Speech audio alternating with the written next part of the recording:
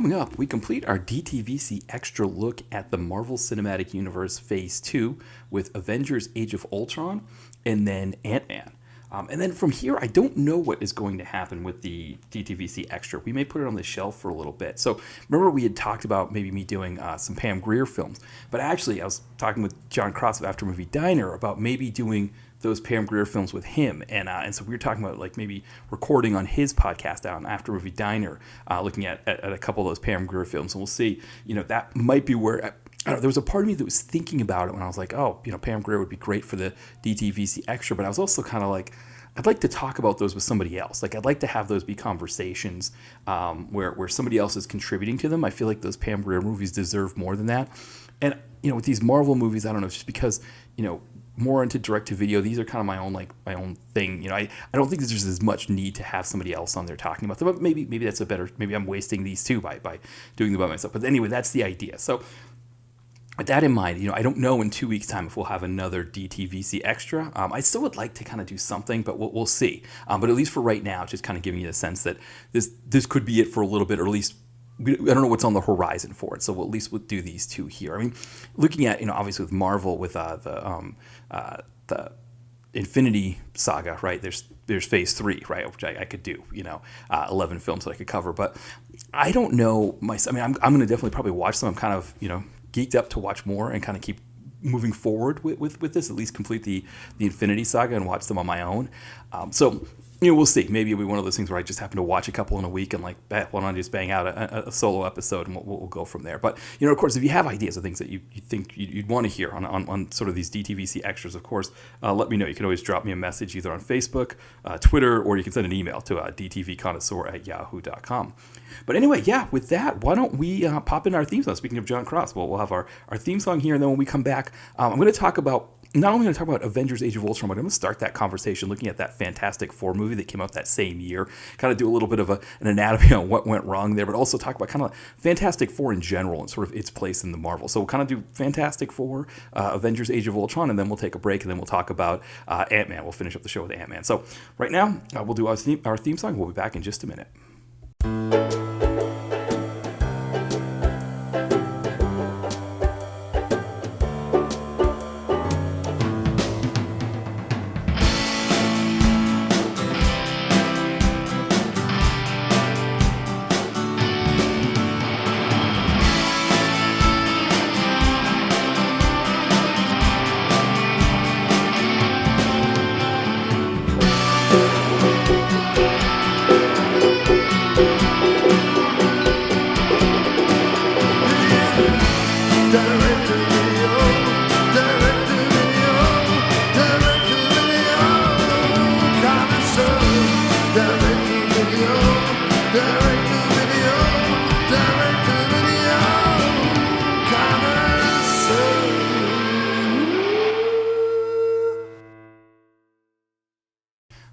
We are back, and we're going to get started here.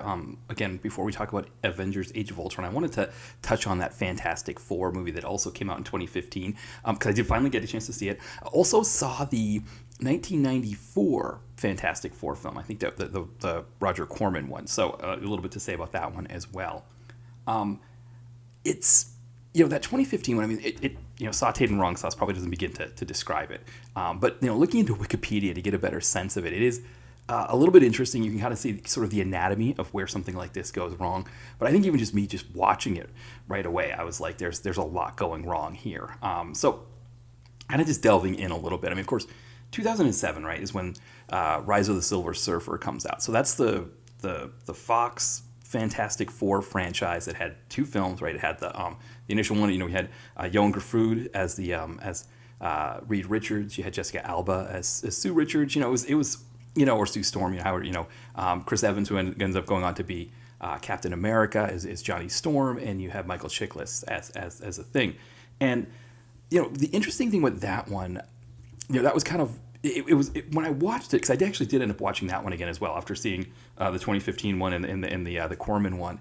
And I think it's interesting. It's very much a product of its time.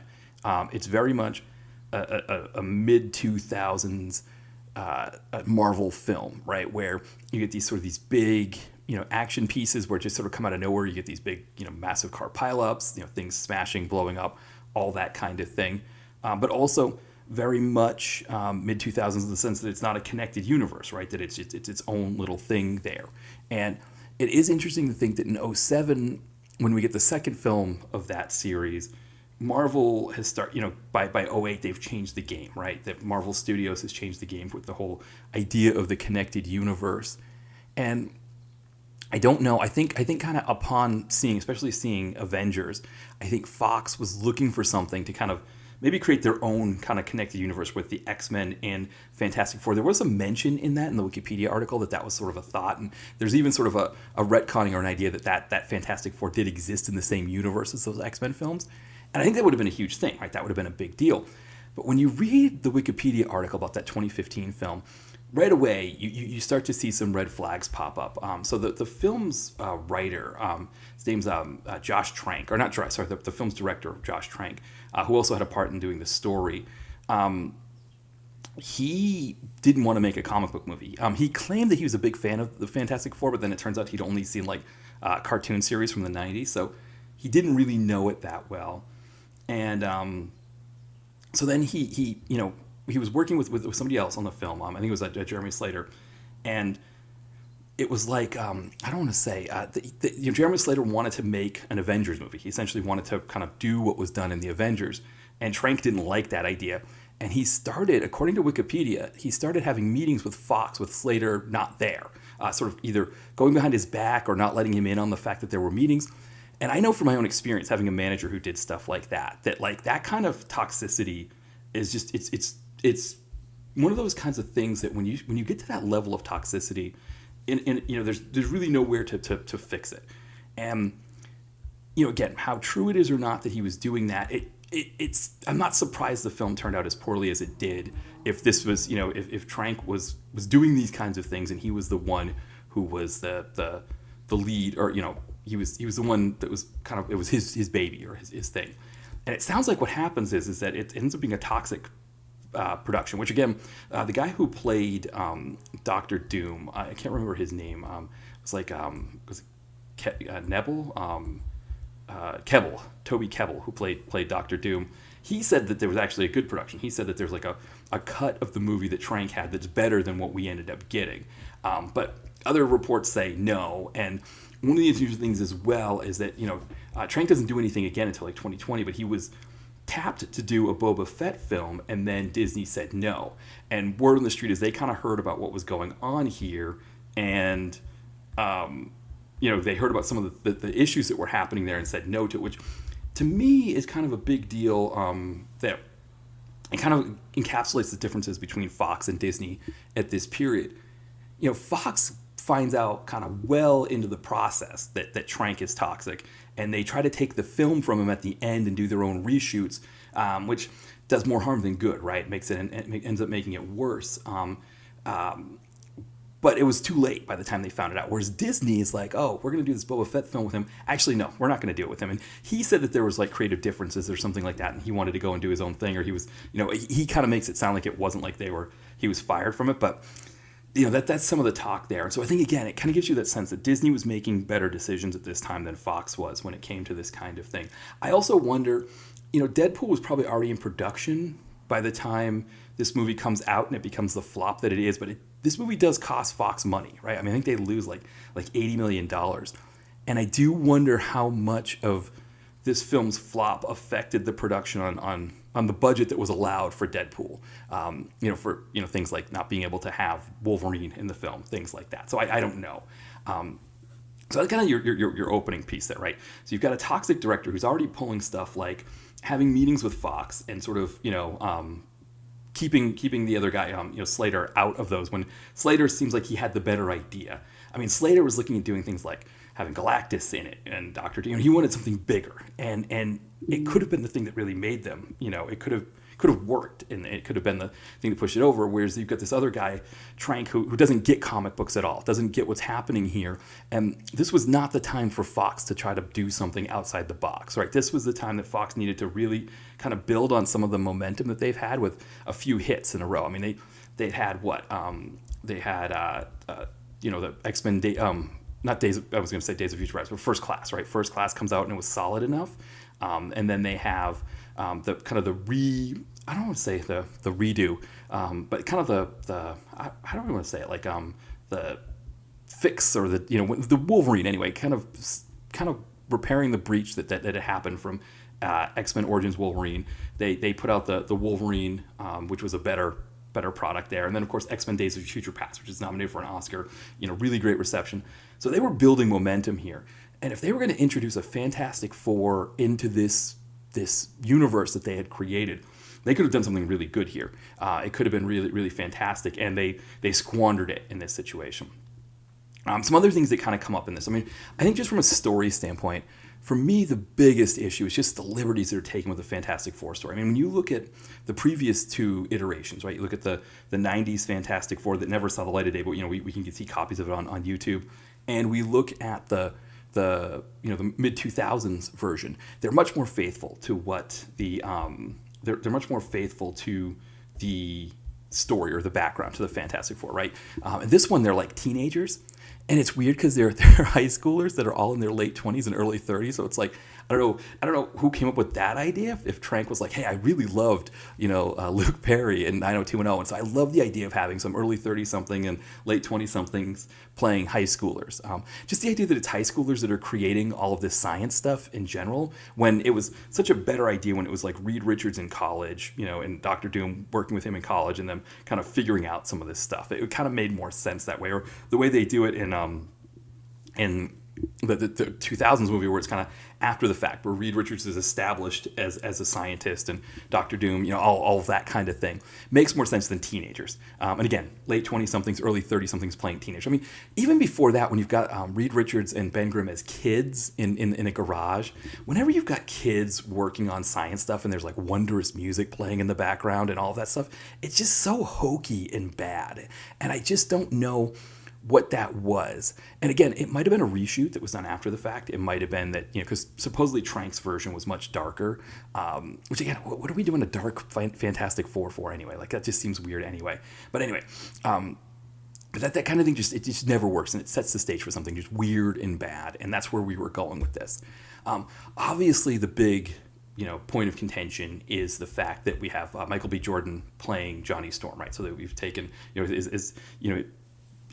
that idea, right, that it's not, that Johnny Storm in the comics is Caucasian, you got an African American playing that part, and that caused consternation. Trank said he got death threats for it, which obviously that's not a good thing.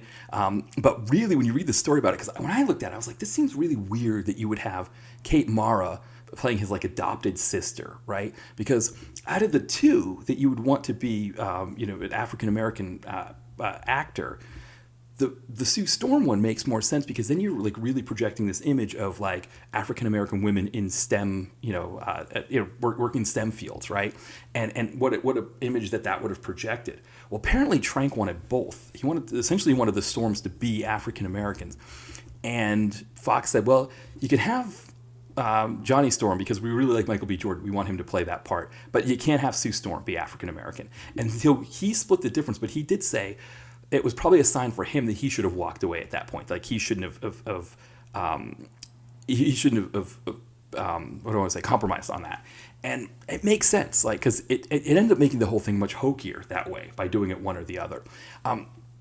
Again, I think that the idea, the issue with diversity in these comic book movies, I think, is one that it's going to come up a lot, because a lot of these franchises were made either in the 40s and 50s, especially in the case of DC, or in the 60s in the case of Marvel, and things just weren't, the popular media at that time just was not as diverse. And you see Marvel start to change, right, when they bring in Black Panther, they bring in Falcon, they bring in Luke Cage, or Power Man. So they start doing that. And of course, with the X-Men, you have probably one of the most powerful characters in all of the comics, or all of their comics, Storm, is African American woman. So the characters are there. But the reality is, right, is that, you're looking at properties here that, mostly white male dominated, sometimes females, like in the case of, one woman in Fantastic Four. But for the most part, you're looking at white male dominated properties here. And so how do you fix that, right? And I think from Disney's standpoint, the way they did it was they started with their initial phase, right, of pretty much all your standard white male heroes, right? So you've got Iron Man, you've got the Hulk, you've got Thor, you got Captain America, and then in the movies you kind of sprinkle in Black Widow, but for the most part that's what you're doing. But then they start to kind of introduce more characters as they go. So you get Don Cheadle and Terrence Howard in the Iron Man films as War Machine. You also they knew where they wanted to go with Captain America, where they're going to have Anthony Mackie take over for him. But then also too, when you get to the point when you've got Black Panther, that movie ends up being one of their best ever, both from a critical standpoint. It won Oscars. From a financial standpoint, it's one of the highest grossing ones. And I think just as a film itself, it's one of their best. So when they do it, right, they do it in a way that it just really works. And I don't think anybody could look at it and be like, well, that Black Panther thing, it was just like grafted on, or they just, they were trying to make something out, they were shoehorning something in. It was very organic and it worked really well.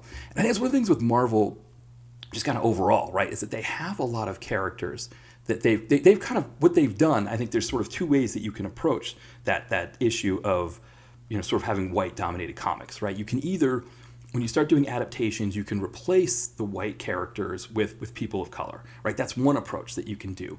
And obviously Nick Fury comes to mind as an obvious one, but I think Marvel had even in their own iteration, like a different iteration of their comics, they had created a Nick Fury based off of Samuel L. Jackson, so that when they started doing the Marvel Studios films, they asked him to come in and essentially play that part. So in a way, it was like Marvel was kind of doing it themselves within the comics, I think, before they did it in the movies. But that's one, of course, that's been extremely successful, right? Everybody understands Samuel Jackson to be Nick Fury now, and that's really worked out well. But then also with the comic books, they've added a lot of new characters, right? And you think of, like, for example, Riri Williams, who ends up being Iron Man, right? She's kind of her own version of Iron Man. That's young African American girl who again prominent in STEM fields. I think that's kind of what Trank was trying to look to do with Sue Storm, and Marvel had already done it sort of organically by just creating a new character. And I think that's the big thing, is, right, you just keep building new characters, and instead of sort of trying to shoehorn the old ones.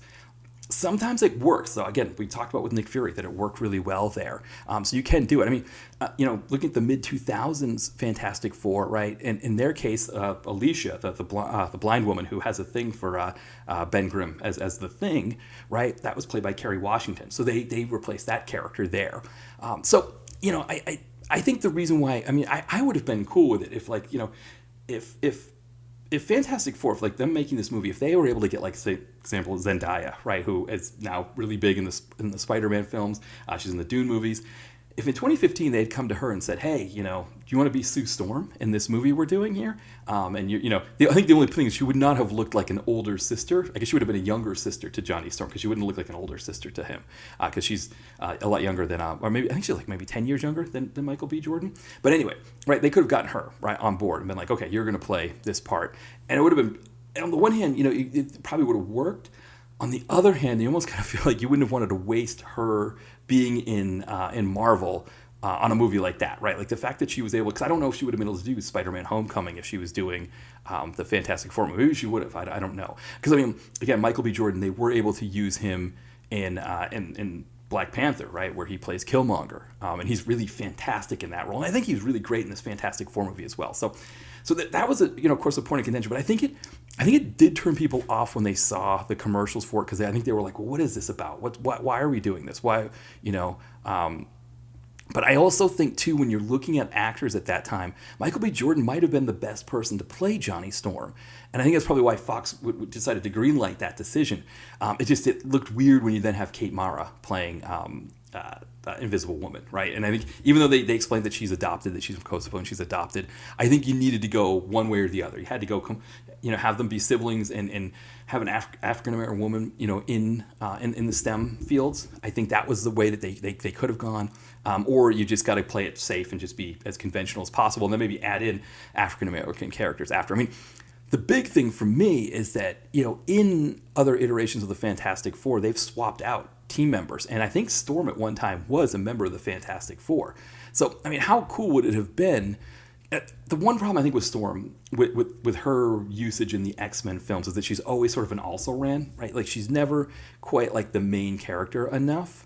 And I think that's an area where it would have been the same thing if they put her in the Fantastic Four movie. If they had had her as like a main piece of this Fantastic Four movie, with the idea in mind that maybe in the next movie, right, you have a situation where like the Thing just gets so frustrated with being the Thing that he leaves, and they have her be on the team with them.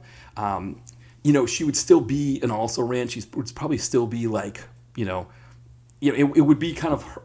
It wouldn't be her movie, and I think she probably needed more for her to be her movie. But that's a place that they could have gone there with that, and it would have connected the films. It would have connected them together. But they didn't do that, right? And what we got again was something that was sautéed in wrong sauce. And the other thing, of course, is they don't go into space, right? They go to a different dimension, and then they get like powers that way, and they get their powers very differently. So that's the other thing too, is that in the 1990s movie and the mid 2000s movie, their powers are kind of like based off their personalities, right? It's and I think that was always part of the story. So like Ben Grimm is like, he's like a rock, and he's like hard-headed, but also he's very like loyal and there. So he turns into the Rock, or like Reed Richards, they always joke about it in the 90s movie that he stretches himself too thin, right? But he's got so many plates going. He's stretched all over the place. So that's why he becomes that character. And then they kind of do two different versions of it. In the 90s movie, Rebecca Staub, her character's shy, and so that's why she turns invisible, because she's shy. Whereas in the mid-2000s, when Jessica Alba feels like she's invisible to Reed Richards, with him caring more about his science and his projects and his experiments and all of that than caring about her, she felt invisible to him, and that's kind of where she becomes the Invisible Man. And of course, Johnny Storm, or Invisible Woman, Johnny Storm, of course, because he's a very fiery personality, right? And so he that's why he's got the fire. This 2015 one didn't do that. It was like they were like for example, Johnny Storm gets like caught on fire while they're trying to escape the dimension thing, and that's how he gets like flames on him. And then Ben Grimm has rocks coming into his capsule as he's leaving the dimension thing, and that's how he becomes the Thing with rocks all over him. It was really, really an odd thing that they did it that way, and I don't know why they needed to change it. I don't know why they needed to change any of it. Why it couldn't be them going to space, why they couldn't be adults. None of it made any sense, that they had to be kids and going to a different dimension. And then of course, Doctor Doom, he stays with this like power in the dimension that gives him like godlike powers. Weird version of Doctor Doom, didn't make any sense either. So the whole thing was sautéed in wrong sauce, and it was the kind of thing that put Fox in, not long after this, I think it was like 2017, is when it's kind of announced that they're in talks for Disney to buy out the 20th Century arm of Fox and essentially buy back those properties, right? Buy back Fantastic Four, buy back the X-Men. The thing is, of course, we do get another X-Men movie in 2019, but for this, they were planning a 2017 Fantastic Four movie. They were thinking about doing a sequel, and then when this did so poorly, they shelved it, and then they just kind of took it off their roster of sequels. And of course, the thing is, right, is that you've got Deadpool, which is a huge success. It's one of their, I think it's either this one or Deadpool 2 that's their most successful of their, the 20th Century Fox Marvel movies. And so I think that also was a big change. Where it's like, okay, we tried to do it with Fantastic Four, it didn't work. We did it with Deadpool for less money. I mean, that Fantastic Four movie was what? It was like 120 million they spent on it. And it didn't make anywhere near that. And I want to say, what was Deadpool, like 80 million? And so, we're hearing a lot about, prices of movies now with Bob Iger, announcing like them wanting to shelve what he called riskier projects. But so Deadpool wasn't 80 million, it was 58 million that it cost. So it was less than half the cost of that Fantastic Four movie. And it pulled in $600 million more dollars. I mean, it's just absolutely amazing.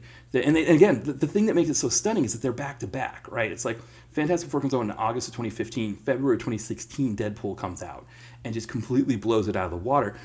But it shows you a few things there, right? One, you've got you've got Ryan Reynolds having a much like cleaner, better production environment, right? So he's a major part of it. You've got a cohesive script that went in the right directions, that kind of went where they wanted it to go. It wasn't all over the place. Deadpool, Ryan Reynolds had a vision of how he wanted that movie to go, and other people were involved in that. They had a vision of where they wanted that movie to go. Whereas Fantastic Four, Ryan Reynolds wanted to make a comic book movie. I mean, that's a big piece. He wanted an R-rated comic book movie, but he wanted a comic book movie. Josh Trank, nowhere, in that realm. So, it's kind of interesting to see them kind of layered against each other like that. And that's when they decided, okay, well, we're definitely going to greenlight a Deadpool sequel. We need to do a Deadpool sequel, but Fantastic Four, we're going to shelve that. The thing though that I realized in that is we're getting a new Fantastic Four movie in the MCU next year. I don't know what that's going to be like, but we've gone 10 years without Fantastic Four. Not only have we gone 10 years without Fantastic Four, we've gone 10 years without Doctor Doom. Doctor Doom is probably the biggest Marvel villain, right? We think of Thanos now because of how big he was in the MCU movies, especially the Infinity Saga. And definitely he is a big deal, but Doctor Doom was the one. I mean, Doctor Doom was the one that when I was growing up, any cartoon whether it was a Spider-Man cartoon, a Captain America cartoon, whoever it was, Doctor Doom made an appearance there, right? He was a baddie that was in all of them. I mean, Magneto was another one. You'd see Magneto in like Spider-Man movies, but Doctor Doom, he is the number one Marvel baddie, and they've been without him for so long. It's essentially number one baddie and their number one hero, right, being Spider-Man. It's interesting, like between the two of them, you almost kind of wonder. I mean, again, we knew in 2017 that Fox was going to be bought out, right, by Disney. But it would have been interesting if Fox had gone to Disney with the same thing, and instead of saying like, hey, do you want to borrow the Fantastic Four? You want to do a joint thing on the Fantastic Four? If they had said, hey, you're wrapping up this Infinity Saga here, you want to do a joint thing with Doctor Doom as the main baddie in the next thing that you're going to do. I mean, he would have been bigger than Kang the Conqueror, right? I mean, you never know, though. You never know if they would have considered casting Jonathan Majors as Doctor Doom, or they would have been, stuck in that situation right now. I guess the one thing is he's always going to be behind a mask, so I guess you could have anybody playing him. But that would have been an interesting thing to see, because, again, that's probably one of the biggest things. I mean, Doctor Doom, I think once we finally get him back, it's going to be interesting to see what they do with him. If they sort of maybe ramp up and kind of make him the big baddie of the end of that saga there, at the end of the multiverse saga that they're kind of trying to close up here. But we'll see. And I mean, again, kind of going back to what the thing I mentioned about Bob Iger talking about not wanting to have risky projects, because one of the things he shelved was an Eternals sequel. And what's interesting, right, is that there were a lot of people online talking about how they wanted to see another Eternals movie. I haven't seen the Eternals yet, but it's kind of down there as considered one of the poorer Marvel movies. But I mean, this Fantastic Four movie here, this one's like a different level. It's interesting because a lot of talk about Madam Web, where talking about kind of where it stands kind of in the pantheon of bad comic book movies, and I haven't heard as much Fantastic Four brought up in those conversations. I hear like Elektra comes up. I hear Morbius, right? Because with Morbius being a similar project, another one of these Spider-Verse Sony films, that one gets brought up as well. Catwoman, people bring up Catwoman, of course. But this Fantastic Four movie is in that realm. I mean, it was the wrong movie to be making at that time. Fox didn't cut bait with Trank fast enough. They didn't kind of get him out of there and redo the thing soon enough and make it the thing that they should have. The movie that they should have been looking at, and when they saw his vision of it, when he said, I want teenagers, I want a different dimension, I want it darker, and I don't want it to have anything, I want it to be different from comic book movies. They should have said, no. We want the Avengers. We want this to be the Avengers. We want to try to pull this off like the Avengers. And I think they would have been in better shape, because just looking at kind of, comic book movies at that time were doing better. And I think they could have used it. But yeah, it kind of torpedoed it. Going back to the 90s one, kind of just, mentioning that I watched that one. What's fascinating about that 90s one is how not sauteed in wrong sauce it is. I mean, everybody talks about it like it's like this, like kind of this mega cheese thing. There are some hokey elements to it. I mean, I think the hokiest element to it for me is the fact that Reed Richards is staying at a boarding house I guess it would be in the early 80s when he's going to college, and the woman who owns the boarding house is the mom of Sue and Johnny Storm.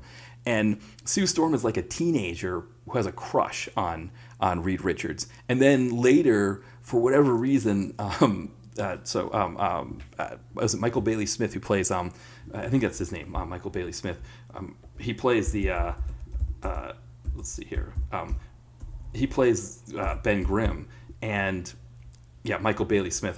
It's funny. I was talking to my buddy about this. My buddy and I were at a hockey game the other night, and Gritty is the mascot for the Philadelphia Flyers, the hockey team here, and he does these kind of goofy openings to the game that they kind of show on the big screen. And one of the goofy openings, the one he did for the game we were at, he was mocking Nicole Kidman in the AMC Theaters opening that she does, where she's kind of in the suit and she walks down to her seat and all of that. And he was in kind of like a similar outfit, and he's like sitting there and kind of pontificating about the magic of watching hockey or something. And my buddy and I could not think of her name at all. I was like, oh, it's the one who was married to Tom Cruise. And he goes, you mean like now I can't think of her name. The one who was in Dawson's Creek. I'm drawing a blank on her. But anyway, I do know Nicole Kidman. But he couldn't think of it either. He's like, oh, the one before her. Oh, right. I know who you're talking about. And then like midway through the game, I was like, Nicole Kidman, that's who it is. So yeah, names just seem to go away from me. So Michael Bailey Smith, I don't know why I forgot his name, but he plays Thing, which I thought he was a really good Thing in that movie. But he insists that when they fly up into space to like do this thing, that they take what is probably like a 20-something Sue Storm and a teenage Johnny Storm who have no like background in science or anything up on the spaceship with them. I think the better route would have been, because Rebecca Staub plays the Invisible Woman, and she's really, really great in that role. I think she's I like when I think of Sue Storm, I think she has the best version of it. I mean, Jessica Alba's is good. Kate Mara's kind of didn't make any sense, but again, she's a teenage version, so it wasn't supposed to make any sense. But no, she was really good, and I think what they could have done, the better route would have been to have her be a college student with them, because she's not like she's any different in age to them. So she could have been in college, because the opening scene has Michael Bailey Smith, Ben Grimm, Reed Richards, and Dr. Doom all in college together, doing like research and stuff. She could have been in college with them too. I think it would have worked better that way than to be like, oh, we're bringing these kids on and also Rebecca Staub is a kid, we're going to bring her on a spaceship. So that was kind of the hokey part of it that I think they could have changed. The other thing was, I guess they wanted to have Mole Man as a villain in addition to Doctor Doom, and Marvel told them they couldn't, so they created this like goofy jeweler character. And the thing is, he kidnaps the Alicia character, right, the blind woman who has a thing for Ben Grimm. He kidnaps her, and that was a bit much. I think a blind woman who's like, bound and gagged, or being fondled by a bunch of creepy people dwelling under the sewers or wherever it was that they were, or even being held hostage by Doctor Doom at the end. That was a bit much. I think blind woman, you don't need to really give her a hard time. The only time I can remember that really happening with a blind woman, there was a TV movie that had Victoria Principal in it. I don't remember what it was called, but I remember that one from a long time ago, where she's like, I think she's like the victim of a home invasion or something. And I always remember that one being on TV a lot. And yeah, that was like that also blind woman. She was playing a blind woman, of course. And it just seems like a really rough thing to do to a poor blind woman. Leave it's bad enough, if you can't see, and then you can't see, now you've got people attacking you from all these different sides there. It just seems a lot harsher than it needs to be.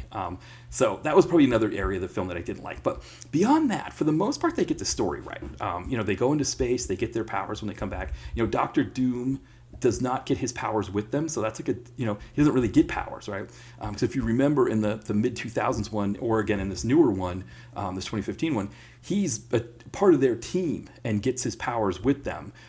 Whereas in the comic books, he was kind of more of like a magician who had like he learned to be a magician because he was of Roman descent or Roma descent, and this movie kind of handles that a little bit closer to what you'd expect there. But there's that hokiness of that whole jeweler character as well. It just kind of felt like something from that time. The other thing is, it feels like a 90s TV movie, right? It feels like it could have been like a double feature with, Trial of the Incredible Hulk or something like that, which is perfectly fine. I mean, for what it was, it worked in that sense. I think, yes, the special effects you could play with it. I mean, the other thing too, of course, is the sound, right? I mean, there's no like overdubbing or anything like that in there. So, yeah, it would have been nice if they had a little bit, Again, because the idea is, I guess, that Avi Arad said he destroyed the copy of it that was there, but they never got around to doing some of that ADR stuff after the fact that would have made Doctor Doom's voice a little bit better. So you can't hear him as well. I think from Disney's standpoint, if they have a copy of this, if there's a copy of this floating around, if they have it, they should release it. Now, don't put in a copyright claim with the ones on YouTube, but just put a DVD version of this out, put it on Disney Plus for everybody to have and everybody to see, and just own it. Just say, like, look at this. This is a fun movie. Everybody should check it out. I feel like they should do that with all of their 90s ones. They should get the rights to the Captain America that Albert Pyun did, the Punisher with Dolph, and have them on Disney Plus and kind of have them be a part of this Marvel thing so people can sort of enjoy them with that. I think it would go a long way in sort of selling themselves, not only to they're sort of the current millennials that are big fans of their stuff, but also to older viewers who are kind of a little bit snarkier and would get a kick out of it and understand that they're going for it. And then also the same thing with younger viewers. I think they would get a kick out of seeing it too. I think they should do the same thing with the Star Wars Christmas special, but I think Lucas actually, it would have been his terms for selling the rights to Star Wars to Disney, was that they can't put the Christmas special on there. So I think it's more of a Lucas thing than it is a Disney thing. But yeah, I would love to see this movie get a legitimate print because it deserves it. It's worthy of it, and I think people should watch it and should check it out. And again, they were doing it on no budget for the most part. The fact that the no budget at all versus the $120 million movie, that the no budget one, and I'm not just saying it to be different or anything. You could do the Pepsi challenge with those two movies, and one of them is a little bit more cohesive and makes a little bit more sense than the other, and it's the 90s one. So I'm kind of shocked by that was there. But again, I want to say Rebecca Staub, I thought she was a perfect Invisible Woman. The Reed Richards is kind of interesting, right? He's kind of an interesting guy, and I think Joseph Culp played Doctor Doom, which I always know Joseph Culp from a movie called, I think it was called Assault on Dome 4, that had Bruce Campbell as the baddie. And I remember reading Bruce Campbell's bio that they wanted him to be the good guy. And he read the script and he was like, no, I think the baddie's a cooler character. So he played the baddie, and Joseph Culp was the good guy. And he was right, because he hit it out of the park. It was a major kind of Destro effect movie there, because you wanted to root for Bruce Campbell there. But anyway, so kind of setting the stage for Avengers. And I've realized I've talked for a half hour here, so I'll probably take a break here, and then we'll come back with the Avengers talk. But setting the stage for where we go with the Avengers here, knowing that as the year ends, right, that after you get these two successful films from Marvel, right, that you get Avengers: Age of Ultron and you get Ant-Man, Fox's answer to that is Fantastic Four. And really, right, if you think about it, that it's been 3 movies since Fox has had anything, right? Because they had Guardians of the Galaxy, Marvel had Guardians of the Galaxy as well. So it's like you got Guardians of the Galaxy, big hit. Avengers: Age of Ultron, big hit. Ant-Man, not as big of a hit, but way bigger, of course, than Fantastic Four. The other thing too, and I guess this is another area that you could kill that Fantastic Four movie for.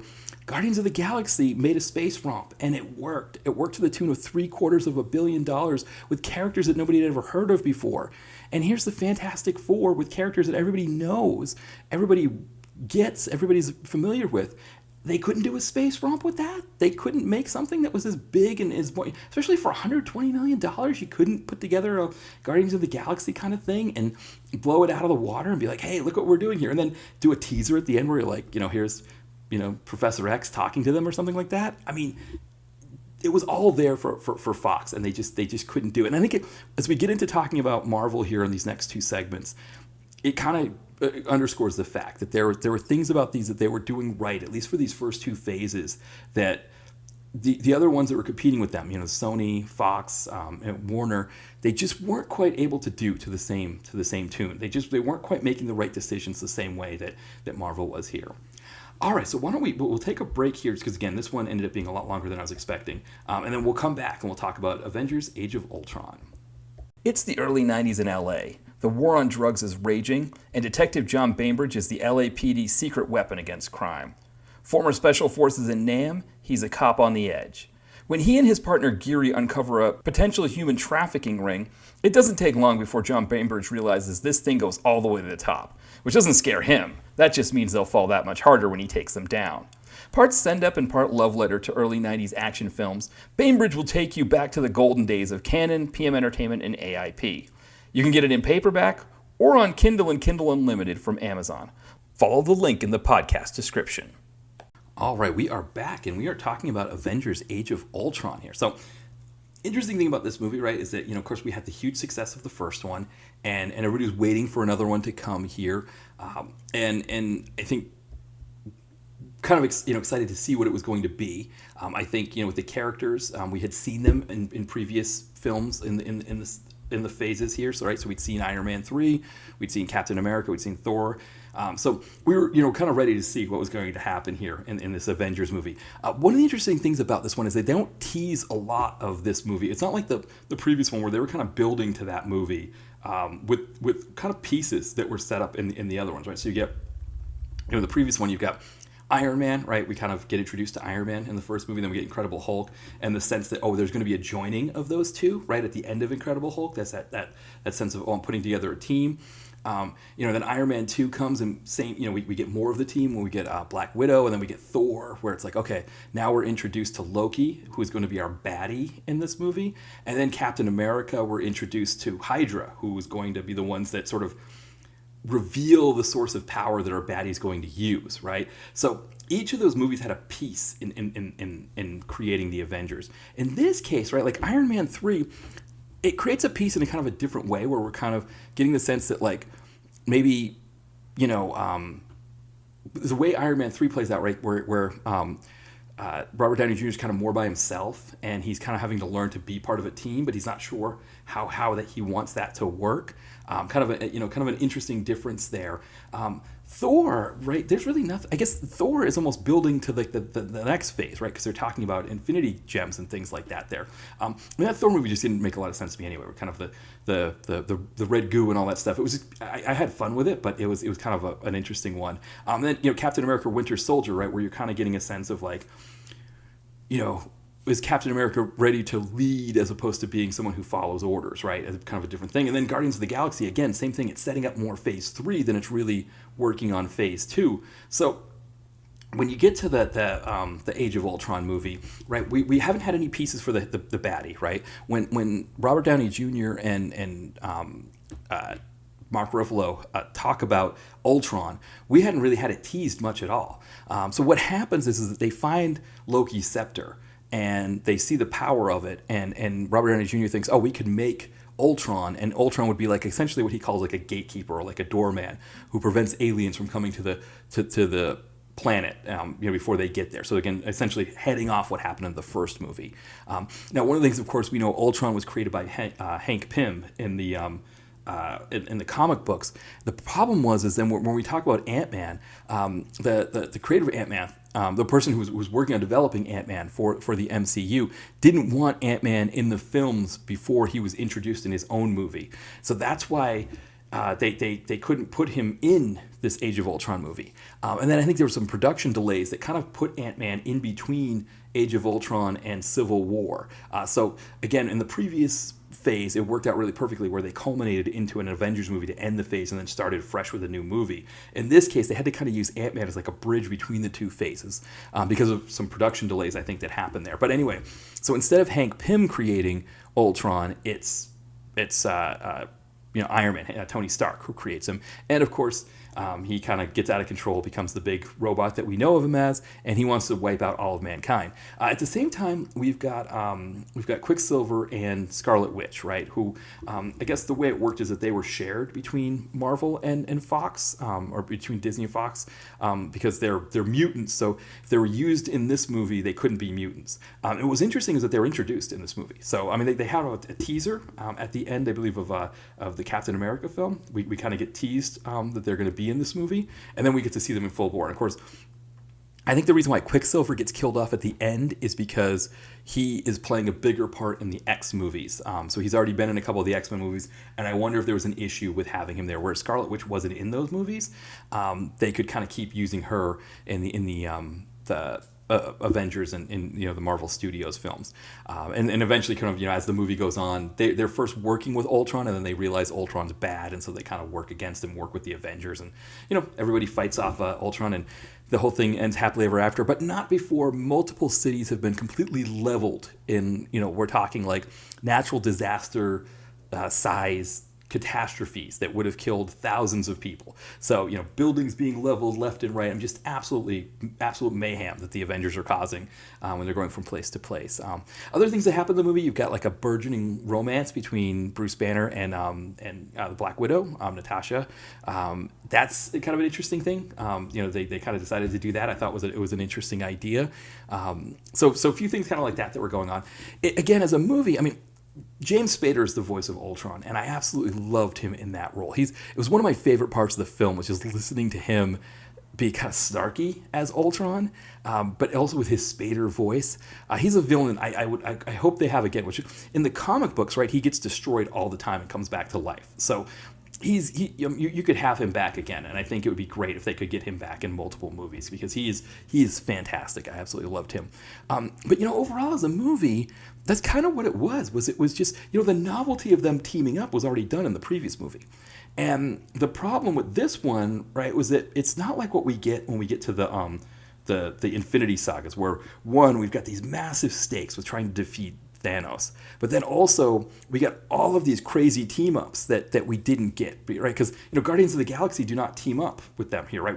They're introduced in this phase, but they don't team up until the next phase, and that's when you get like those interesting team ups together, where you get like Groot, Rocket and Groot, and things like that are a lot of fun. Doctor Strange gets introduced in the next phase, Black Panther, obviously, Captain Marvel. So this phase didn't really introduce us to anybody new, because Ant-Man was supposed to be, Ant-Man and Guardians of the Galaxy were supposed to be the two big introductions, and Guardians of the Galaxy isn't even used in this, right? They're going to be used in the next phase, and then Ant-Man came too late, right? It wasn't in time for this. And I believe when I was looking at that, they were planning on having Ant-Man to be in the first phase. So Ant-Man was supposed to be there way before this, which we'll talk about more when we get into Ant-Man. So, I liked this movie. I thought it was a good movie. But when you look at when I kind of look at how it stacked up against that year's movies. Now, I haven't seen the Jurassic Park movie that came out that year, Jurassic World. So I can't compare it to that. And of course, I've never seen Minions. I wouldn't watch that movie. But look at the other big movies that came out that year. You have Star Wars: Force Awakens, which everybody was just excited for another Star Wars movie, right? And it does $2 billion. And then you had Furious 7, which beats out Age of Ultron. And I think Furious 7's a better movie than Avengers Age of Ultron. I think what you wanted from Avengers Age of Ultron, you get in Furious 7, because Furious 7 is kind of like Avengers, in that you get the kind of the team ups with different people, and you also get the villain. Jason Statham's villain is probably used better than Ultron is used in this. Ultron's just kind of there. Ultron's causing problems. He's doing bad stuff. But also, the ridiculousness of him like trying to like lift a city in the world and then making it drop so it can create this huge catastrophic kind of like, essentially what he wants to do is he wants to lift this major city up in Eastern Europe and then drop it so that it creates this kind of massive dust that creates an extinction level event similar to when an asteroid hit the Earth, killing the dinosaurs. That's what his plan is. Comparing that to like Jason Statham driving around in a fast car and getting into fights with everybody, and just kind of the stuff that you get in that movie, like that whole craziness of them attacking the convoy by parachuting out of the cars, or parachuting the cars out of the plane, and then Statham shows up to throw a wrench in the whole thing. That one, that movie is just fantastic. And I think this movie is good enough. This Avengers movie is good enough. But yeah, compared to the Star Wars movie, again, that's highly anticipated. I enjoyed it enough. But Furious 7. For me, again, I haven't seen Jurassic World. But out of the movies that came out that year, because you also had you had a James Bond movie, you had Spectre, you had a Mission Impossible movie, right? Rogue Nation. We're wrapping up the Hunger Games with Mockingjay Part 2 comes out. Yeah, that was also that year. So kind of some big franchises that were releasing films that summer. And I think Furious 7, even though it didn't do the most money, right? For it to beat out Star Wars, the new Star Wars movie, it would have been. The new Star Wars movie would have had to have been a huge dud for Furious 7 to beat it out, right? And it ends up not being a dud, and it does a lot of money. But Furious 7, I think, I definitely just, that movie was just a complete, I don't know, it's total fun time. And Avengers Age of Ultron, I think there was a bit for me as I was watching it that it was getting tiring. It was like, okay, let's just destroy another city. Like, okay, we're in Africa. We're at a city in Africa. Okay, Hulk and Iron Man can fight and just like level building after building and just completely wipe the whole place out and, do like, billions of dollars in damage to that place, and those people will not have their lives back, for years, right? That kind of thing. I remember they make fun of it in Hawkeye, right, when they do the Broadway show on the Avengers, and they're kind of mocking the fact that they destroyed the city. But I mean, this is a bit much. It's like, okay, we're just going to keep leveling cities here. This is great. I mean, how many times can you see Iron Man and Thor or Iron Man and Hulk or whoever throw each other into buildings, right? I mean, how many times can you see that before it's like you've seen it enough? Whereas Furious 7, they're like, okay, you've seen cars jump things enough. What if we do this? Or what if we do this, right? And let's just go, okay, how are we going to end this movie? We're going to end this movie by having Toretto jump his car and have a sack full of grenades and land them on the runner of a helicopter. So it blows the helicopter. That's how we're going to end that movie. This movie didn't have, Avengers Age of Ultron didn't have that. It didn't have that level of awesome in it. And of course, they upped their game, right? They upped their game in the next phase with the next two Avengers movies, right? They're better than this one for sure. But the James Spader piece, I absolutely love that. So that was a really good one. The other thing I think about this that I think Disney starts to kind of see how to kind of weaponize their properties. When they look at the fact that, if you look at the top 5 for that year, right, it's 2 Disney movies and 3 Universal movies, right? So you've got Star Wars, Force Awakens, and you get Jurassic World, Furious 7, Avengers Age of Ultron, and then a Minions movie, right? If you look at those 5 movies, right, the big difference between the Disney movies and the Universal movies is the Disney movies, they're franchises that can pump out a 1 or 2 movies a year, right? So Star Wars, they start doing a movie a year, right? They'll do like one of the sequel trilogy films, and then on the off year they do like either like a prequel movie like Rebel One or the Solo, the Han Solo origin movie. So they're kind of doing 1 movie a year that way. And then with the Marvel stuff, right? They know they can pump out 2 movies a year, and so. Whereas the Universal films, I mean, those Furious movies, I think they wanted to go 1 a year on the Furious movies, and Vin Diesel pushed back on it when they did the Hobbs and Shaw thing. He was like, no, we're not doing, that's not, we're not going to make Furious 9 at the same time we're making Hobbs and Shaw. So that kind of scuttled that. And of course, Jurassic World, they can't make those every 1 of those a year as well. I mean, they could have maybe, I guess, branched out to a Jurassic universe, a Jurassic verse, I guess you could call it, or something, to do more of them, but that really wasn't where they were going to go with that.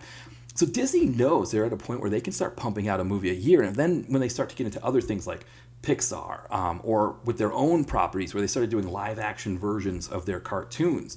So then it was like they started kind of building this thing where they were getting like 4 of their properties out, pumping out 1 or 2 films a year. So they could really start to clog up the box office. And you start to see that here in 2015. It's interesting because if you look at it as a year, right, you think, okay, Universal came out top overall because they had, 3 of the top 5.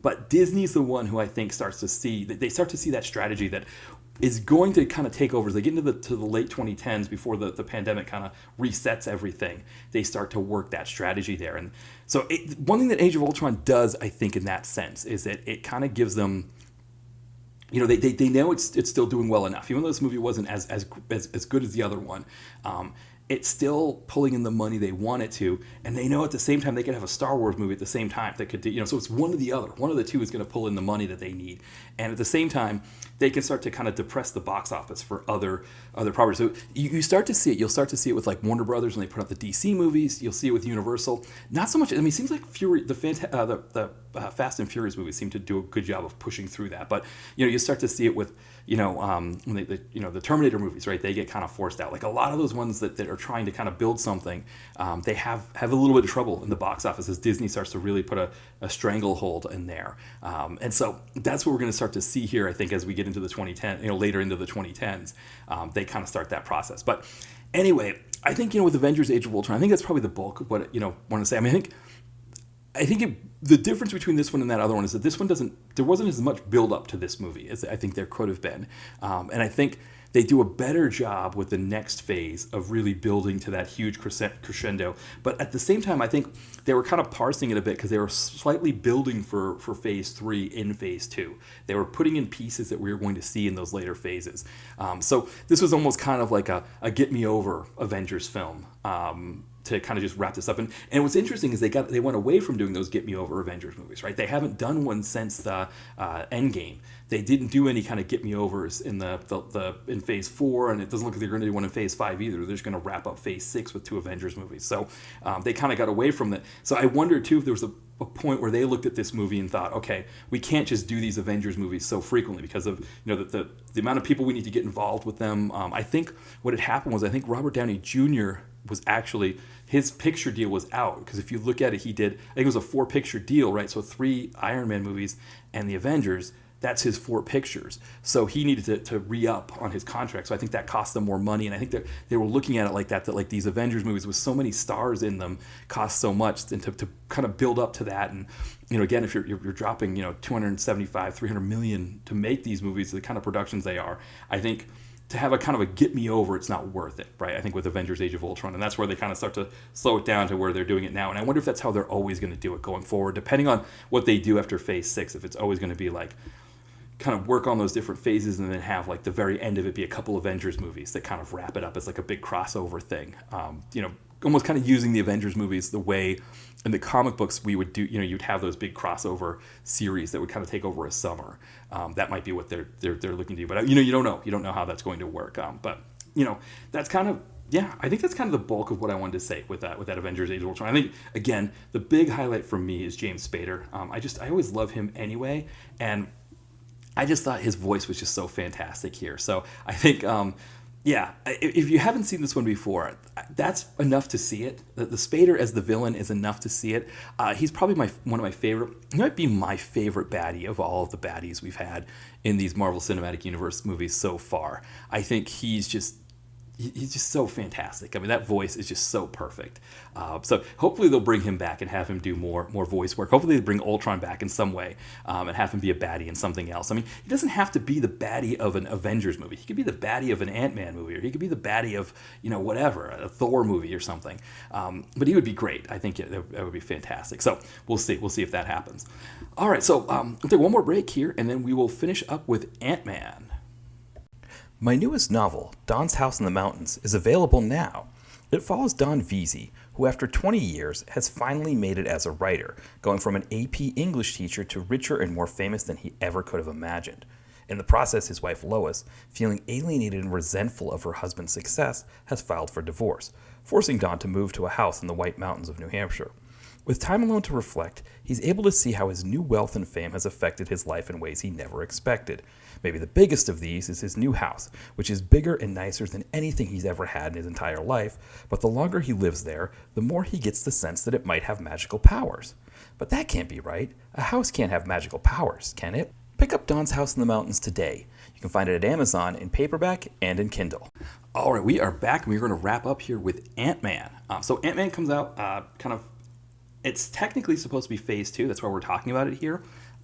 When they interviewed Kevin Feige about it, he said it's not supposed to be sort of an afterthought movie, that there almost like there was a reason to have it here. But I don't think that's really the case. I think there were delays in making this movie that forced them to put it where they put it.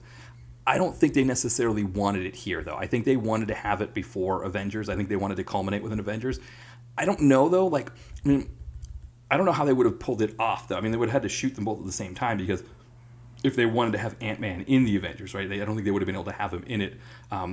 Originally, I think they wanted this movie to be out in the first phase of movies. I mean, this movie, I think, based on what I saw, is that this thing had been in development since, 06, I believe. So 06 puts it right. I mean, actually, it was even before that. I think Artisan had the rights to it in 03. And they were looking to do it, kind of as one of like the standalones that we see with some of the other properties that came out, like Punisher, right? It was an Artisan one. I think that was one idea. I know that Deadpool was supposed to be an Artisan as well. So I think that was part of the deal, and then it kind of went back to and actually I completely forgot that Howard Stern wanted to do it.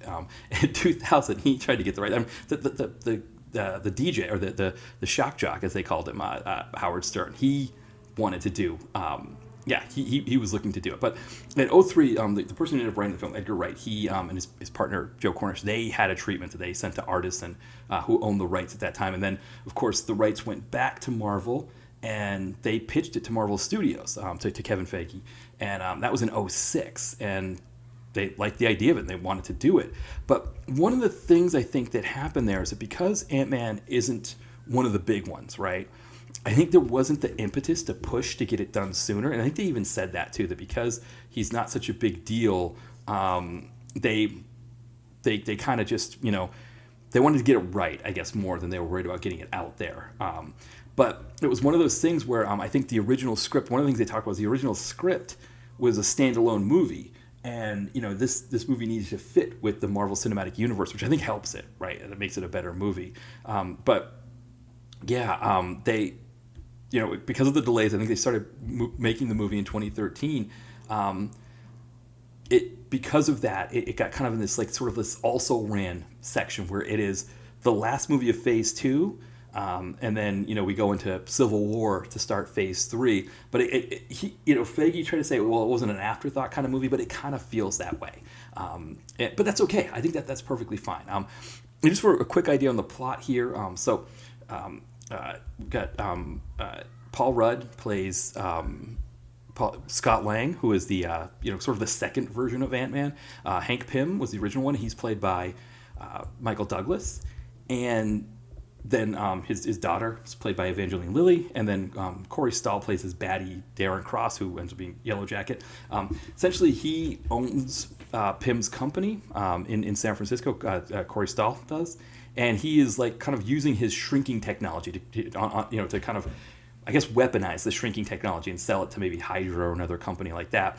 And Pym wants Lang, because Lang's a thief, he wants him to break in and steal the technology himself. And he's sort of, he has his own version of the technology, the Ant-Man suit, that he sort of, has Lang use. So they train him on how to use the suit. They train him to kind of be the Ant-Man.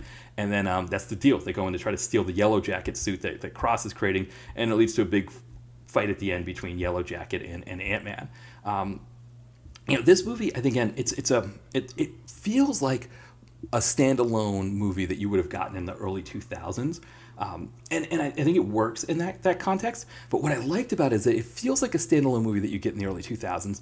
But then you bring in Anthony Mackie as Sam Wilson, the Falcon, who has a fight with Lang, or you bring in John Slattery as Hank Stark, who or Henry Stark, right, who is talking with Douglas, and sort of back in the late 80s. There's a sort of scene of that. So you bring in these characters from the greater universe at the same time making it a standalone movie. And I think this is a great way for Marvel to kind of make lower budget one-off movies that don't have to be a part of the greater universe, but can feel like they're part of the greater universe with these little sort of cameos of other characters in them.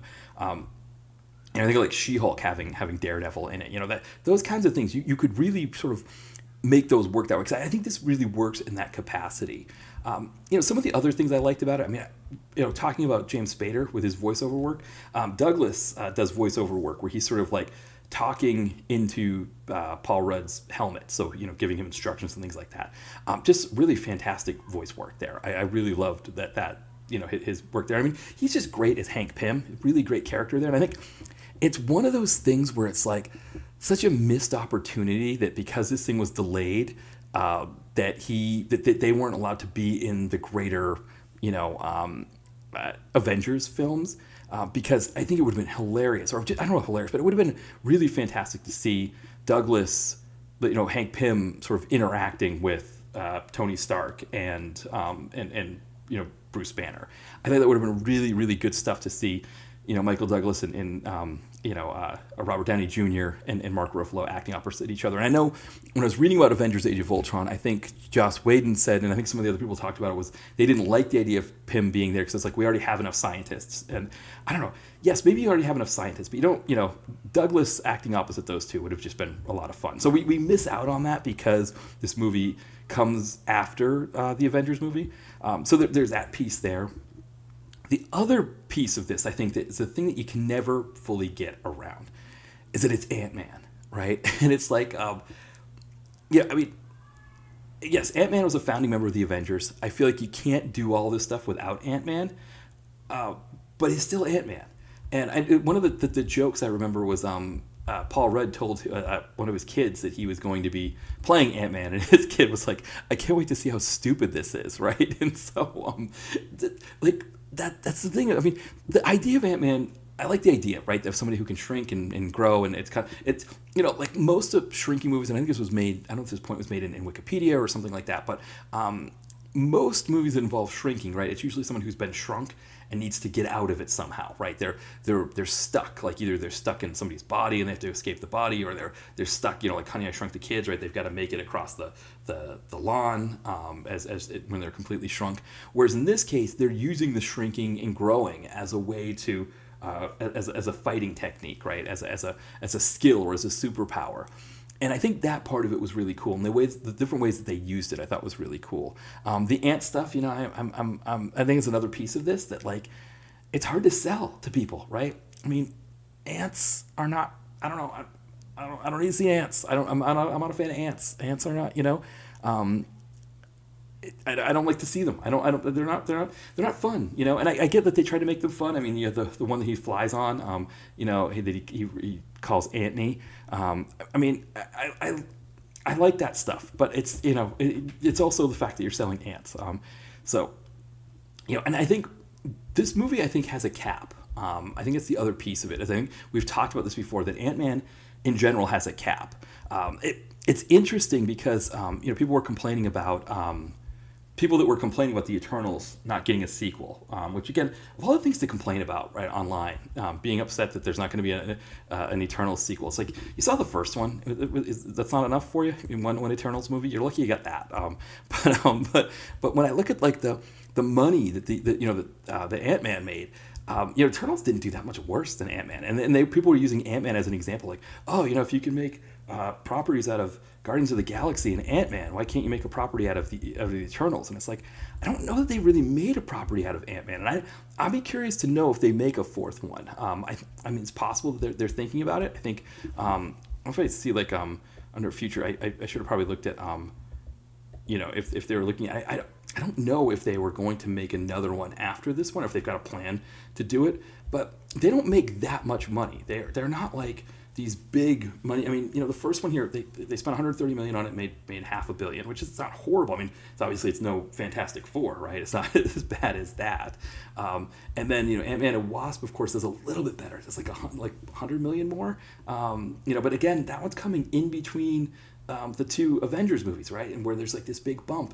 And of course, it also, for $50 million more it cost to make than Deadpool 2, it made, $160 million less, right? So it's not getting the bang for buck that like a Deadpool is. And of course the one this year, right? I think the one this year, it didn't even make, it just barely made twice its budget. I don't even know why they're making an Ant-Man movie for $200 million. Like, what is it that they feel like they got to do with Ant-Man that they got to pump $200 million into? I guess that they thought because they were introducing Kang that it was going to be a bigger hit than it was. But, so again, that idea that, I think Ant-Man might be the cap on it. And it's funny because, again, like they were saying, somebody was saying like, well, if you can make Ant-Man, why can't you make an Eternals sequel? Eternals did only it was the same budget, and it only made $75 million less than Ant-Man. So they performed about the same. And so I think with Ant-Man could be one of those ones where you talk about like low budget, more bang for the buck kind of thing, where talking, again, with this idea that Bob Iger, however, he's like, we want to take fewer risks. We want movies that we know are going to make us money, that are going to do what we need them to do. Because I think they just want to, they don't want to be hemorrhaging cash, right? They want films that when they put them out that they make $750 million or $1 billion, right? That's their goal with their films. And Ant-Man, of course, is probably not going to fit that bill, right? I think they look at their return on investment in the last few Ant-Man movies and probably think like it's not going to work there. I mean, he's great in the Avengers. I think that's where he really belongs. I think, I don't remember an Ant-Man comic book doing well either, right? Ant-Man wasn't a standalone comic book either. Ant-Man was always within the rest of the Avengers. Ant-Man and Wasp, right? They fought with the Avengers. And as much fun as this movie was, and I really, really liked it, and I really enjoyed it. And I think, I'll have to see the sequels and kind of see what they're about too. I kind of also get that, like, there's probably a sense of like, okay, 3 of these movies we've done enough here. But I do like Paul Rudd as a star. I think he's just a lot of fun to watch. And again, Michael Douglas is fantastic, especially with the voice work. He's really great too. So I want them to do more with Ant-Man. And maybe after I see the next 2 movies, maybe I'll be like, okay, I've had enough Ant-Man, and I don't need to see any more. But I think, when talking about this idea of like wanting to take fewer risks, right? If that's, Bob Iger's line, I want to take fewer risks, and that he scrubbed Eternals Part 2 from the list because it's like, okay, that one didn't do so well the first time. Why are we going to make a sequel? What's the point of that? I think Ant-Man is the kind of one that you could do. He'd either shorts, right? Short films with him, no pun intended. But you could also do, direct to Disney Plus movies where, it's kind of a smaller scale film, maybe a $20 million budget. I don't know when it comes to streaming services, right? I don't know from Disney Plus's standpoint what they need to make back on a movie, right? If they make a $20 million Ant-Man direct to streaming movie and then release DVD copies of it after the fact, I don't know how much it has to make for that to be worth the money for them. But I feel like that could be a really great place with Ant-Man. I mean, the technology to shrink him, I don't know how much that would cost. What I would love, what would just be beautiful for me, is if they did like, a 60s style movie where it's like matte paintings, and like even like just like digitally reproducing like big grasshoppers and things like that. Like like what was the Attack of the Grasshoppers, I think it was, with Robert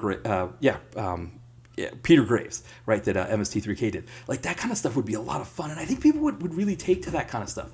I think they would have fun with it. I think if you played it up as like, we're having fun with Ant-Man here, we're having a fun, we're kind of doing something goofy, and it's still part of the universe, right? It's still part of the canon or whatever, but we're going to have a fun time with it here and do it on a budget. It would be interesting to see people, an hour and a half of that kind of thing, if people would go for it. Yeah, I don't know. We'll see. But it is a bit of a, I don't want to say that these 2 movies were a bit of a, I don't want to say afterthought, but they kind of end the phase in a very different way from the way the first phase ended. Where the first phase, you get this really big bang of an Avengers movie. And here you get like kind of a, I don't want to say afterthought Avengers movie, but an Avengers movie that didn't have a lot of build-up, that just sort of comes. And then you get this other movie, Ant-Man, which feels like more of a standalone movie that could have just been inserted anywhere in the process here. And now it's kind of technically the movie that's ending this phase of films. It was a weird way to wrap these up. So you have that piece there, right? And I think the box office showed it, right? Is that, if it wasn't for Fantastic Four that year, Ant-Man would have been looked at as kind of the dud, right? That Ant-Man, pulled in $500 million, for a $130 million budget, could have been better. It's amazing too when you think about how Ant-Man and Fantastic Four, they're less than a month apart when they come out. And, I can't imagine Ant-Man was really... I think that the Fantastic Four was one of those things where people just saw it and they were like, don't go see it. They were telling people just to stay away from it. Whereas with Ant-Man, I think what Ant-Man did was Ant-Man got like the real core people who saw Avengers Age of Ultron that were just really big Marvel fans. They got that core group who were just going to see anything with Marvel on it at that point. They had built up that fan base to that level, that they had those kinds of fans that would just go see anything that was MCU. And that probably shows you what that cap is. That's where that cap was at that time, was $500 million. And I think when you get into Marvel Phase 3, that cap goes higher. I think, when you see the next Ant-Man movie and it's $600 million, that's probably like the next level of that cap, right? That in the end of the MCU Phase 3, the cap is $600 million. That's the floor, I should say. That's the floor. Like, you're not going to make less than that for one of your MCU movies. That's how good they are. And then, of course, the pandemic comes and it sort of resets the whole thing, right? And they haven't quite gotten back. I think, you've gotten a couple of hits. They've had a few hits since then. I shouldn't say that. They've had a good amount of hits since then. They've had some. They've had a lot of ups. The floor has gotten lower, we should say. That's what it is. The Marvels especially showed us the floor is much lower than it was at that time. If you put the Marvels out in they put it out in 2023. If you put it out in 2018, right? So if you do it 5 years before, there's no way that thing's making less than $750 million. No matter what you put in it, right? No matter what, whatever the deal was with the movie, that movie, you could have, people talk about the fact that you needed to do homework to see the Marvels. You could have just introduced those characters in the Marvels and just put that movie out. You could have released it immediately after Captain Marvel and just been like, all right, we're doing both of these movies back to back in 2019, and then we're doing Endgame. Easy $750 million. Marvel, and people say that that's partly is fatigue. It could be fatigue. Fatigue could be a big part of it, but I think, writing stories. I think the big thing is, I think we've talked about this in the last episode, is that part of the reason why the floor has dropped so much is because when we're talking about 2015, right? If you were born in 1990, right? In 2015, you're 25 years old. You probably don't have kids at that point. You don't have, maybe you've got a steady partner. You're probably just finishing college, but maybe you're just starting your career. You've got some extra money. So you've got a job, maybe still living at home even, and so you've got more disposable income, less encumbrances, like less responsibilities, and so going to see an Ant-Man in the theater, right? Not such a big deal. And then you kind of keep pushing that forward the next 5 years, right? And as more of that age cohort starts settling down and their lives start to change, right? It's interesting how it coincides almost exactly with the pandemic. Somebody born in 1990 is turning 30 during the year of the pandemic. Interesting way to start to hit your adulthood, right? But it changes everything, and so that's when people whether they're having kids at that time, they're starting to sort of ground themselves. Also, issues with student loans and things like that are starting to become a bigger priority. Whatever it is, like the freedom to go and do things for that age cohort, combined with the lack of money or discretionary income, it means that when Marvel puts out their slate of movies that there used to be that they could put out 3 movies, and you get that 25-year-old to hit all 3 of those movies that year. Now, the key was that you needed to get people like me, for example, that almost never go to the movie, get me to go to the film. Or, some of the people that I interact with on Twitter and stuff who go see like maybe 3 or 4 movies a year. You need to get that person in the theater to be like, okay, out of your 3 or 4 movies a year, are you going to see the Marvel movie, right? Now they're at the point where they're trying to get, that 20-something who went to see Guardians of the Galaxy and were huge fans of it. Now, when they get into a year, they're looking at it as like, maybe I can see 1 or 2 movies, right? And I think we talked about this, why Guardians of the Galaxy did so well. That was the one that they had on their calendars, like, this is the movie I'm going to go see. And again, I think that's the key, is that, Bob Iger was talking about wanting to take fewer risks. I think part of it is he maybe recognizes it, right? That this is where the audience is at. And while they're trying to build a new audience and they're trying to get new fans to come see the movies, they have to... they have to kind of shrink things down. So now you've got one movie that's like the must-see movie, right? Deadpool and Wolverine. They've kind of shrunk it down to that one instead of having 3 a year, like they had built up to 3 a year. Now they're just doing the one. But also, I think one of the things that they could start to look at is, I don't know what Ant-Man can do. I don't know if Ant-Man can be the one to do it. But I think movies like the Marvels, if they're on Disney Plus and they're advertised on Disney Plus, I think you could start getting kids who are younger, that Gen Z group that's in their 20s now, start watching movies like that and kind of build up interest. I think that's where Disney Plus could earn its money, is sort of build up interest, kind of people that be able to stream them and catch on to those movies. And then when they start releasing new ones, in coming years, then they can maybe get that group to start spending more.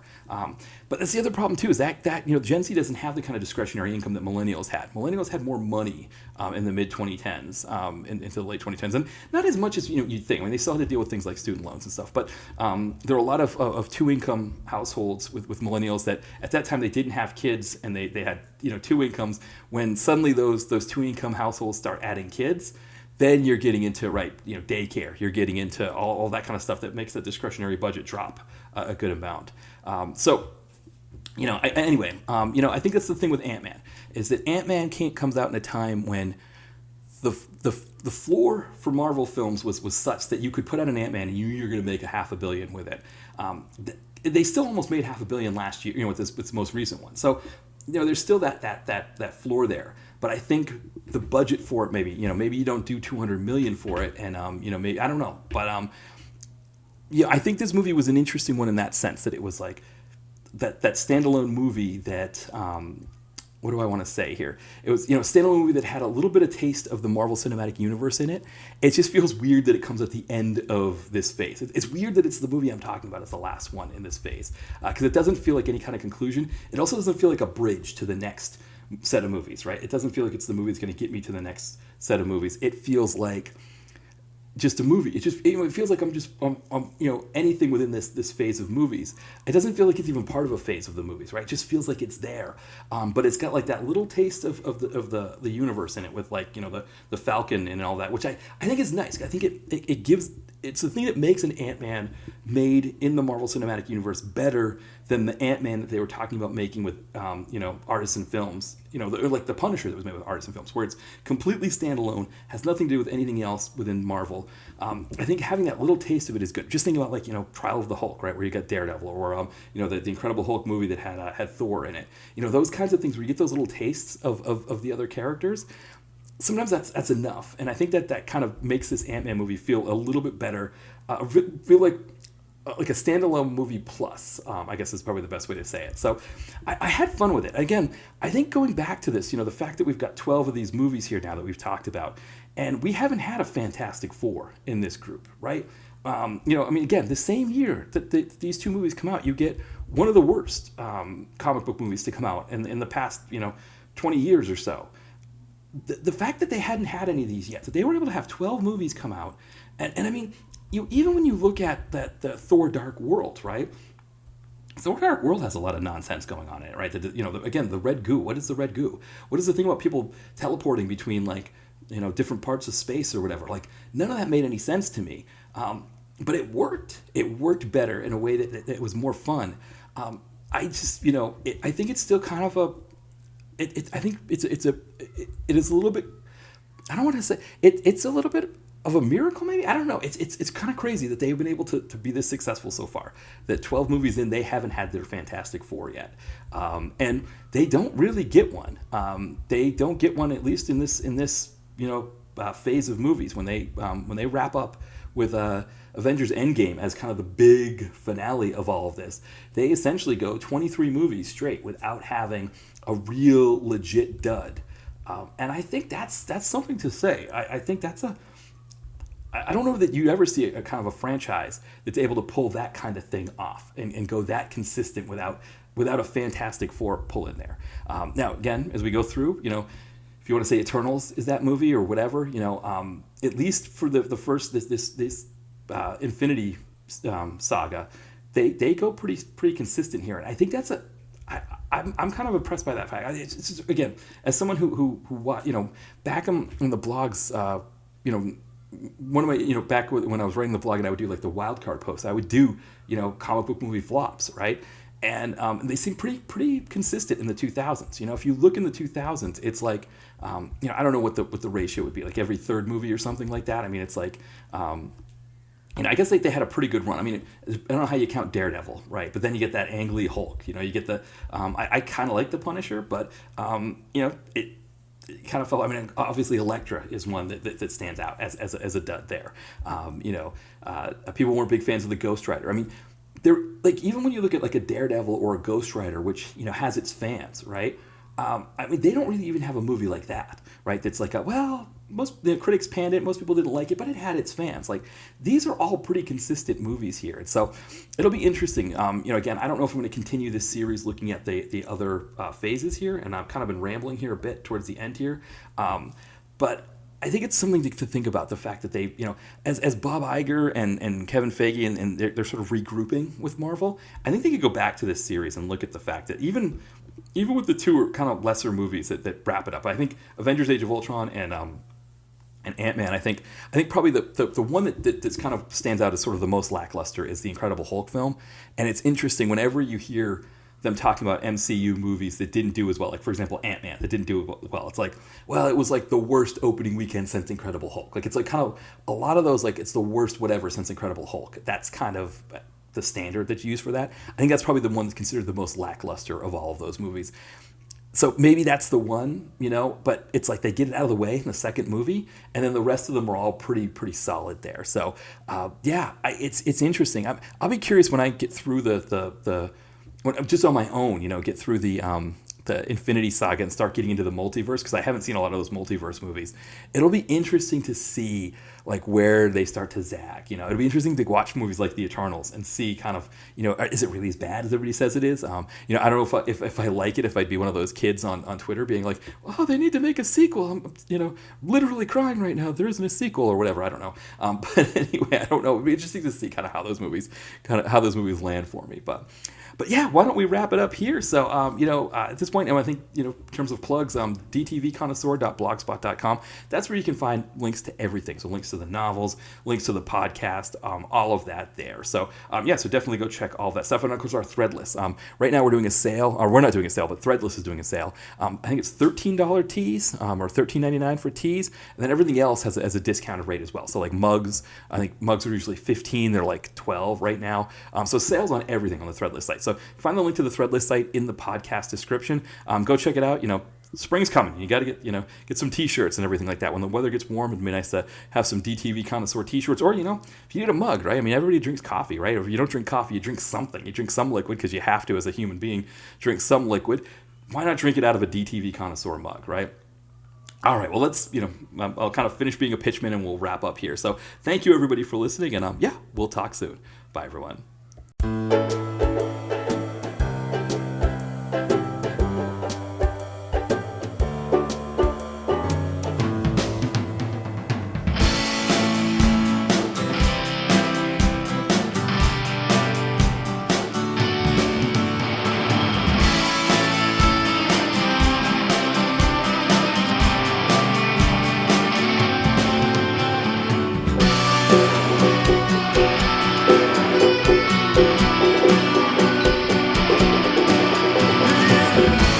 Director Leo, director